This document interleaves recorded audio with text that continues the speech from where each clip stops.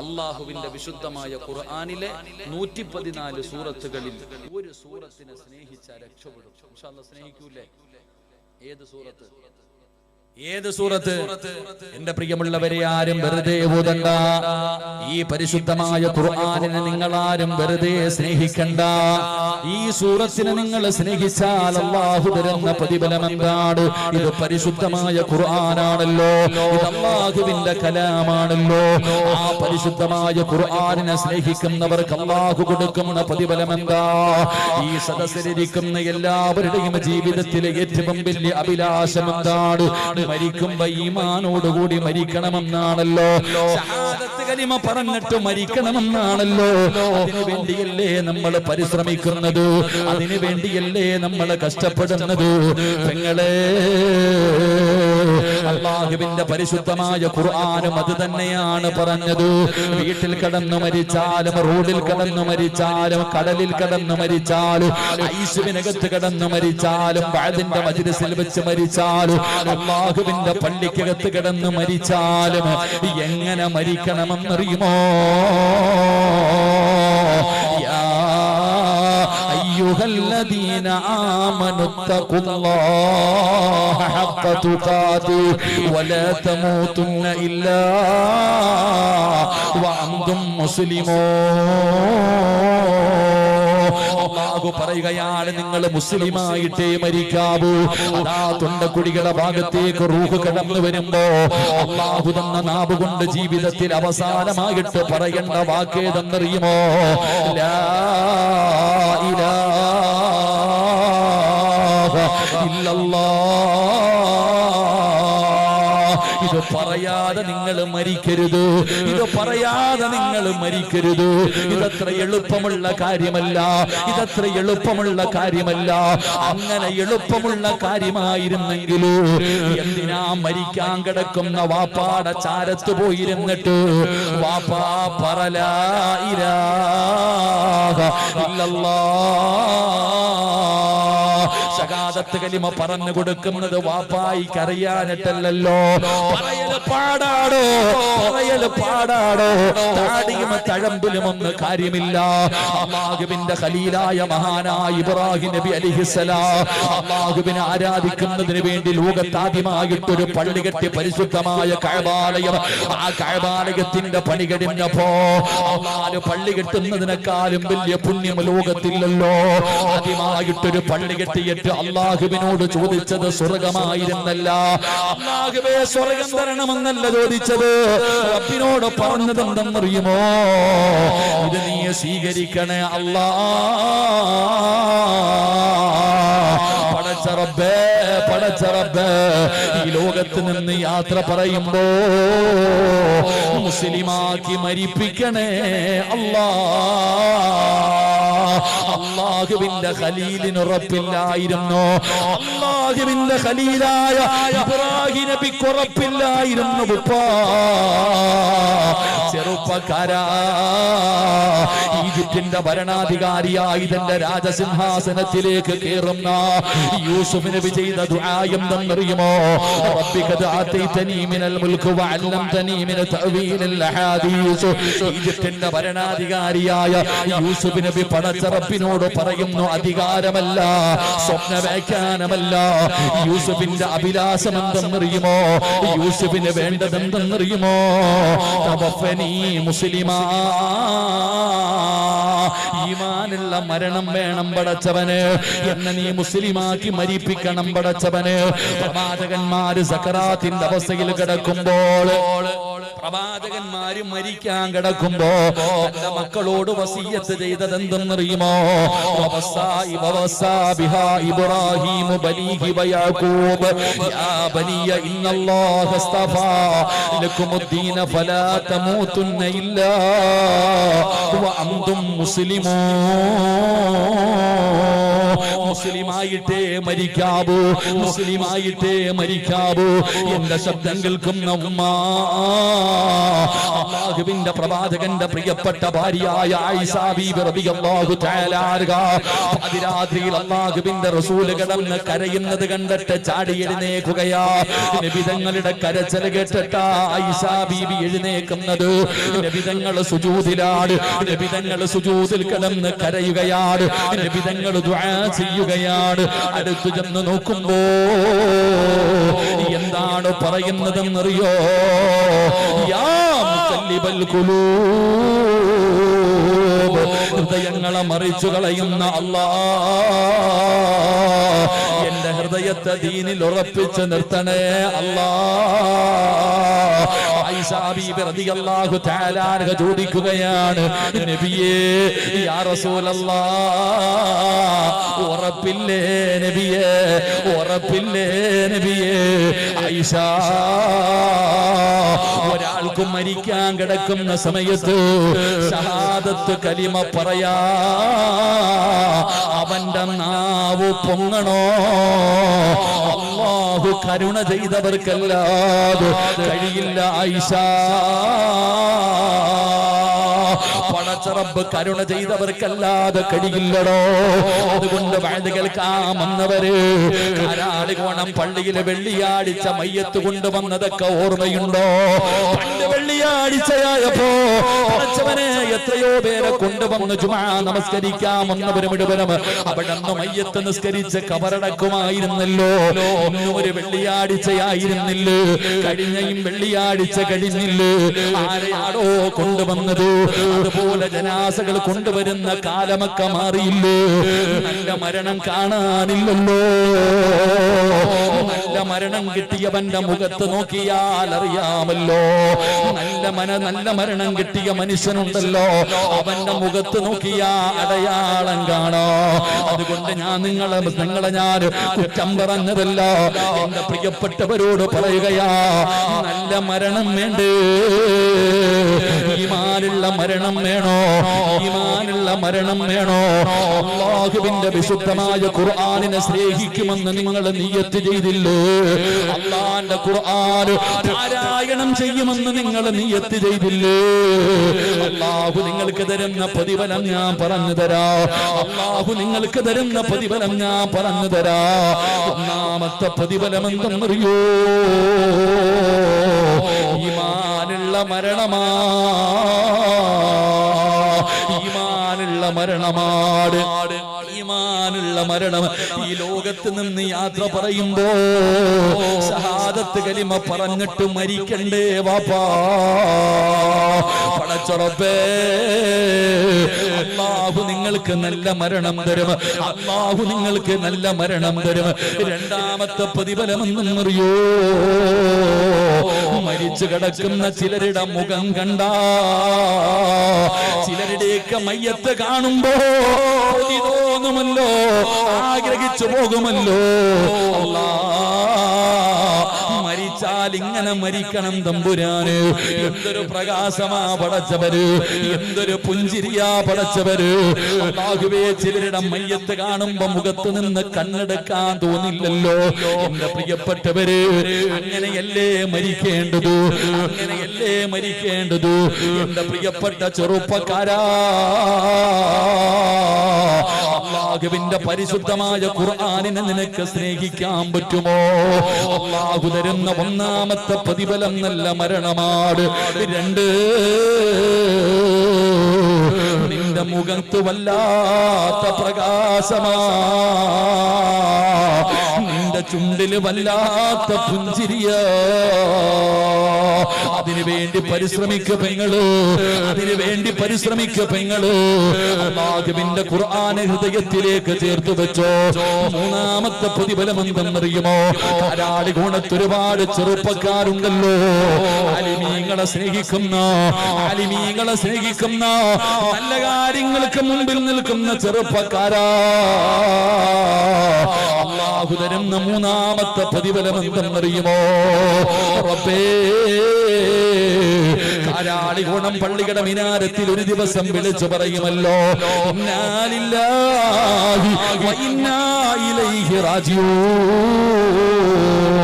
നീ മരിച്ചുപോയെന്ന് വിളിച്ചു പറയുന്ന ദിവസമുണ്ടല്ലോ, നാട്ടുകാർ മുഴുവനും നിന്റെ വീട്ടിലേക്ക് കടന്നു വരുമല്ലോ, വീടിന്റെ മുന്നിൽ ടാർപ്പ വലിച്ചു കെട്ടുമല്ലോ, വീടിന്റെ സൈഡില് നിന്നെ എടുത്തുകൊണ്ടുപോയി മലർത്തിക്കിടത്തിയിട്ട് ചെറിയ ചൂടുള്ള വെള്ളത്തിന്റെ അകത്ത് നിന്നെ കുളിപ്പിക്കുമല്ലോ,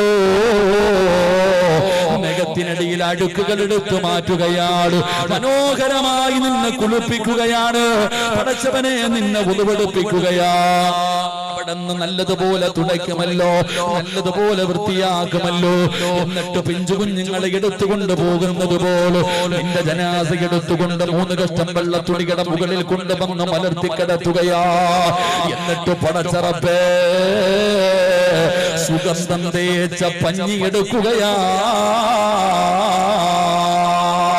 മൂക്കിന്റെ ദ്വാരം പഞ്ഞി കൊണ്ടടയ്ക്കുന്നേ, കാണേണ്ടവർ കണ്ടോ ഇതാ പൊതിയുന്നേ, മയ്യത്തുകെട്ടിൽ തോളിലേക്കുയരുന്നേ,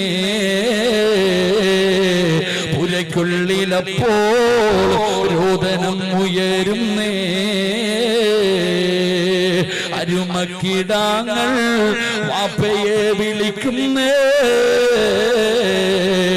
അതിനുത്തരം നൽകാതെ നീ കിടക്കുന്നേ.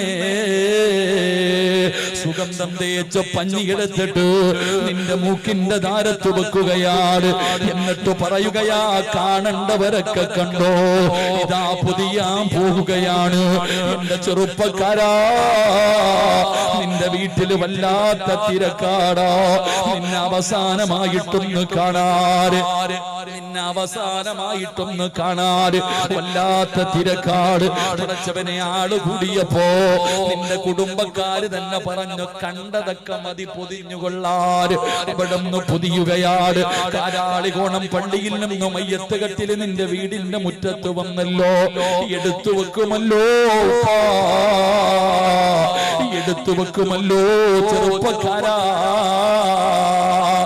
ആരാടാ മോനെ നിന്റെ ജനാസ ചുമക്കണ്ടതാരാട്, നിന്റെ ജനാസ ചുമക്കണ്ടതാരാട്?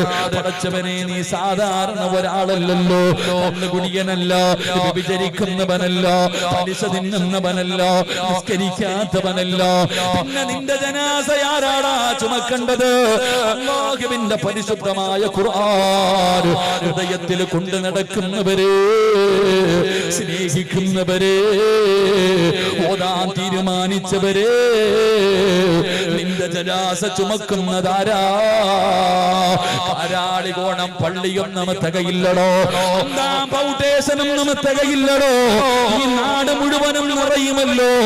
ഇരിക്കുന്ന ചിലരുടെ ജനാസ കൊണ്ടുവെക്കുമ്പോ അള്ളാന്റെ പള്ളിയും പരിസരവും നിറയുകയാ.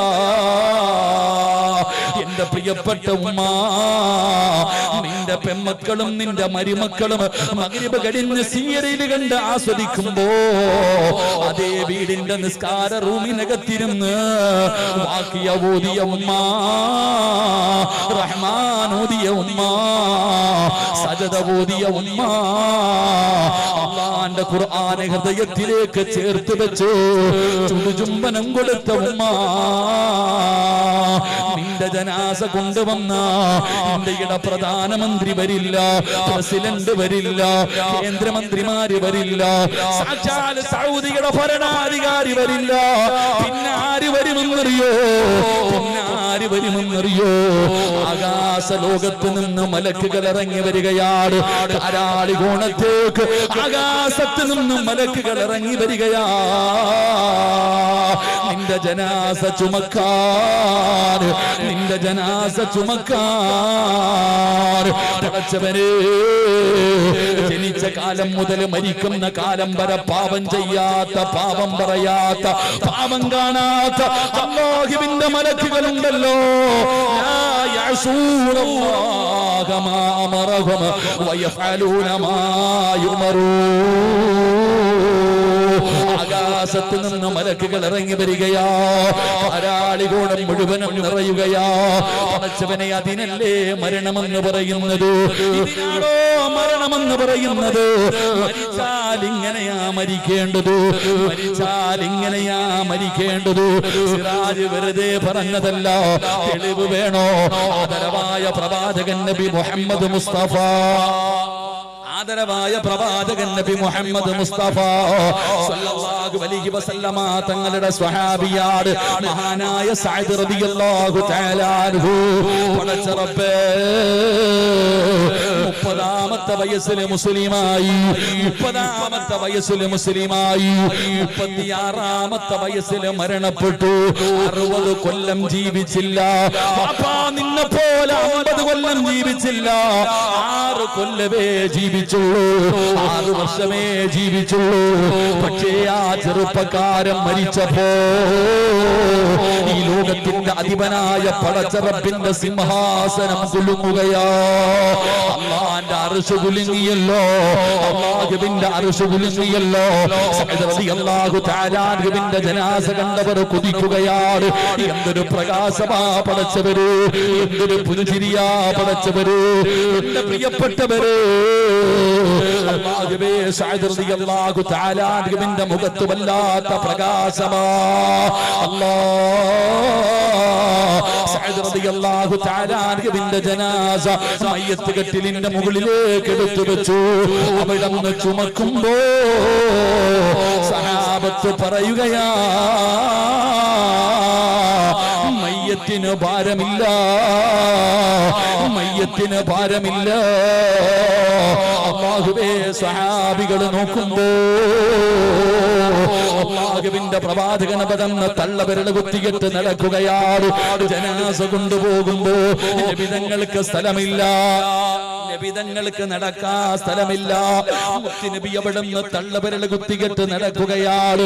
പടച്ച റബ്ബേ, സഹാബത്ത് ചോദിക്കുന്നു, നബിയേ, യാ റസൂലല്ലാഹ്, മുത്തി നബിയേ, എന്തേ നബിയേ തള്ളവിരൽ കുത്തിയിട്ട് നടക്കുന്നത്? എന്തേ നബിയേ? സ്ഥലമില്ല സ്വഹാബ, സ്ഥലമില്ല സ്വഹാബ. 70,000 മലക്കുകൾ ഇറങ്ങി വന്നിരിക്കുകയാണ്. എനിക്ക് സ്ഥലമില്ല നടക്കാറ്, എനിക്ക് സ്ഥലമില്ല നടക്കാറ്. അല്ലാഹുവിന്റെ പ്രവാചകൻ പടന്ന് തള്ളവിരൽ കുത്തിയിട്ട് നടന്നു പോവുകയാ. പ്രതിഫലം കേൾക്കണോ പെങ്ങള്, പ്രതിഫലം കേൾക്കണോ പെങ്ങള്? പടച്ചവനെ, കാരാളികോണം പള്ളിയിൽ കബറ് കുടിക്കുന്നവനെ നിങ്ങൾക്കറിയുമല്ലോ. ആരാ കബറ് കുടിക്കുന്നതെന്നറിയുമല്ലോ. ചെല്ലടോ ആ മനുഷ്യനോട്. നാളെ രാവിലെ നീ കാണുമ്പോ അദ്ദേഹത്തോട് ചോദിക്കുവല്ല അടയാളവും കണ്ടിട്ടുണ്ടോ? ഏതെങ്കിലും ഒരു കബറ് കുടിച്ചപ്പോ വല്ല അനുഭവവും ഉണ്ടായിട്ടുണ്ടോ? സഅദ് റളിയല്ലാഹു തആല അൻഹു സഅദ് നിങ്ങൾക്ക് വേണ്ടി ഖബർ കുടിക്കുകയാ. അവിടുന്ന് ഖബർ കുടിക്കുമ്പോ മണ്ണിന് വല്ലാത്ത സുഗന്ധമാ, മണ്ണിന് വല്ലാത്ത സുഗന്ധമാ. ഖബർ കുടിക്കുന്നവൻ പോലും കൊതിക്കുകയാണ്. ആ മനുഷ്യൻ പോലും അവിടെ അത്ഭുതപ്പെടുകയാണ്. കാരാളികോളത്തുള്ളവര് പരിശുദ്ധമായ ഖുർആൻ പഠിക്കുന്ന ഒരുപാട് മക്കളുള്ള നാടല്ലേ, അഫ്ലീങ്ങളുള്ള നാടല്ലേ. പടച്ചവരെ, എത്ര വലിയ ഭാഗ്യവാന്മാരാ. കാരാളികോണം പള്ളിയില് ഒരു ജനാസ കൊണ്ടുവച്ച ഒരുപാട് ഹാഫിളീങ്ങളുടെ ദുആയുണ്ടല്ലോ, ഒരുപാട് ഹാഫിളീങ്ങൾ നിസ്കരിക്കുമല്ലോ. എത്ര വലിയ ഭാഗ്യം ചെയ്തവരാണോ എന്റെ പ്രിയപ്പെട്ട മുസ്ലിമേ. സഅദ് റളിയല്ലാഹു തആല അൻഹുവിനെ ഖബർ കുടിക്കുമ്പോ മണ്ണിന് വല്ലാത്ത സുഗന്ധമാ, മണ്ണിന് വല്ലാത്ത പരിമളമാ. ഖബർ കുടിച്ചു, അവസാനം വൃത്തിയാക്കുമല്ലോ, മണ്ണൊക്കെ തുടയ്ക്കുമല്ലോ. അവസാനം ആറടി മണ്ണിന്റെ അടിയിൽ നിന്ന് ആ ഖബർ കുടിക്കുന്ന മനുഷ്യൻ ഒരു പിടി മണ്ണ് വാരിയെടുക്കുകയാ. ആരും കാണാതെ തന്റെ മടിയിലേക്ക് വെക്കുകയാ. അവരെല്ലാം അടക്കി വീട്ടിലേക്ക് ചെല്ലുമ്പോ സുബ്ഹാനല്ലാഹ് സഅദ് റളിയല്ലാഹു തആല അൻഹുവിന്റെ ഖബറിലെ മണ്ണുണ്ടല്ലോ കസ്തൂരിയെ പോലെ വല്ലാത്ത സുഗന്ധമാ. വീട് മുഴുവനും സുഗന്ധമാട്, വീട് മുഴുവനും സുഗന്ധമാട്. റബ്ബേ, ആ ഖബർ കുടിച്ച മനുഷ്യന് സഅദ് റളിയല്ലാഹു തആല അൻഹുവിനെ സ്വപ്നം കാണുകയാ. അവിടുന്ന് സ്വപ്നം കണ്ടപ്പോ അവിടുന്ന് ചോദിക്കുന്നു, സഅദേ എങ്ങനെയാ മോനെ നിനക്കല്ല ഈ പ്രതിഫലം തന്നത്? എങ്ങനെയാണ്? നീ മരിച്ചപ്പോ റബ്ബിന്റെ അർശ് കുലുങ്ങിയല്ലോ, നിന്റെ മുഖത്ത് വല്ലാത്ത പ്രകാശമായിരുന്നല്ലോ, ജനാസയ്ക്ക് ഭാരമില്ലായിരുന്നല്ലോ, മലക്കുകൾ ഇറങ്ങി വന്നല്ലോ, മണ്ണിന് പോലെ സുഗന്ധമായിരുന്നല്ലോ. എന്ത് നന്മയാ ചെയ്തത്, എന്ത് നന്മയാ ചെയ്തത്? എനിക്കൊന്ന് പറഞ്ഞതാ സഅദേ, ഞാനല്ലേ നിനക്ക് ഖബർ കുഴിച്ചു തന്നത്? ആ സമയത്ത് സഅദ് തങ്ങൾ പറഞ്ഞ മറുപടി എന്തെന്നറിയോ? ഞാൻ പിടിച്ച സുന്നത്ത് നോമ്പുണ്ടല്ലോ, തിങ്കളും വ്യാഴവും നോമ്പ് പിടിക്കുന്ന ഉമ്മമാരെ, തിങ്കളും വ്യാഴവും നോമ്പ് പിടിക്കുന്ന ഉമ്മമാര്, സഅദ് തങ്ങൾ പറയുകയാ, ഞാൻ പിടിച്ച സുന്നത്ത് നോമ്പ്, ഞാൻ അല്ലാഹുവിന്റെ ഖുർആനിനെ സ്നേഹിച്ചല്ലോ, അല്ലാഹുവിന്റെ ഖുർആനിനെ ഞാൻ പാരായണം ചെയ്യുമായിരുന്നു. ഈ രണ്ട് നന്മകൾക്ക് പകരമായിട്ടാണ് അല്ലാഹു എനിക്ക് ഈ പ്രതിഫലം തന്നതെന്ന് സഅദ് റളിയല്ലാഹു തആല പറഞ്ഞു കൊടുത്തെന്ന് ചരിത്രം പറയുമ്പോ ഇത് വെറുതെയല്ല. അല്ലാഹുവിന്റെ ഖുർആൻ, പരിശുദ്ധമായ ഖുർആനിനെ സ്നേഹിച്ചാൽ, ആ ഖുർആനിനെ പാരായണം ചെയ്താൽ, അതിന് ഹൃദയത്തിലേക്ക് ചേർത്ത് പിടിച്ചാൽ അല്ലാഹു തരുന്ന പ്രതിഫലമാണ് അഞ്ചെണ്ണമാണ്. ഒന്ന് നല്ല മരണം, രണ്ട് മുഖത്ത് പ്രകാശം, മൂന്ന് ജനാസ ചുമക്കാൻ മലക്കുകൾ വരും. അല്ലാഹുവേ, നാല് ഖബറിലെ മണ്ണിന് പോലെ സുഗന്ധമാ. അഞ്ച്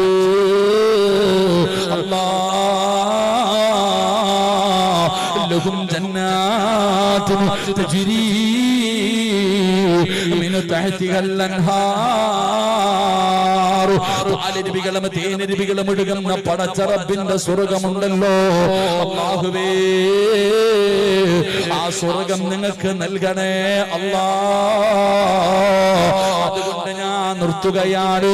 ഖുർആനിനെ പരിഗണിച്ചോ, ആയത്തുകളെ പരിഗണിച്ചോ. ഒന്നാമത്തെ ശിക്ഷ എന്താ? അല്ലാഹുവിന്റെ പരിശുദ്ധമായ ഖുർആനിലെ ആയത്തുകളെ അവഗണിക്കുന്നവര് അല്ലാഹു കൊടുക്കുന്ന ഒന്നാമത്തെ ശിക്ഷ, വഇന തദൂഹും ഇലൽ ഹുദാ ഫലൻ യഹ്തദൂ ഇദൻ അബദാ. അല്ലാഹു കൊടുക്കുന്ന ഒന്നാമത്തെ ശിക്ഷ. രണ്ട്, വമൻ അളിമു മിമ്മൻ ദുക്കിറ ബിആയാതി റബ്ബി സുമ്മ അഅറദ അൻഹാ ഇന്നാ മിനൽ മുജ്രിമീന മുൻതകിമൂൻ. രണ്ടാമത്തെ ശിക്ഷ. മൂന്ന്, വമൻ അഅറദ അൻ ദിക്രി ഫഇന്ന ലഹു മഈസതൻ ലൻകാ ونحشره يوم القيامة أعمى قال رب لم حشرتني أعمى وقد كنت بصيرا قال كذلك أتتك آياتنا فنسيتها وكذلك اليوم تنسى. നൽകി അനുഗ്രഹിക്കുമാറാകട്ടെ.